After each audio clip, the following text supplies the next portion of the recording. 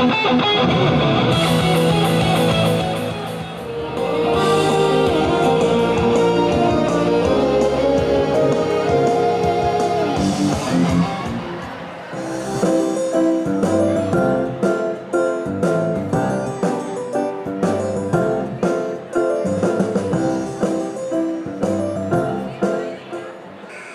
子のバスケ LG 集。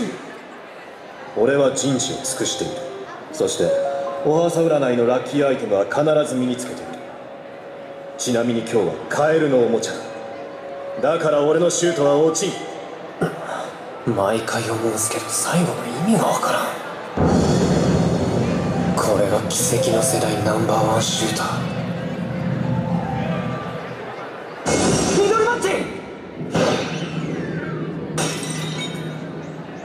いやー危なかったっすね。ケロスケケロスケ。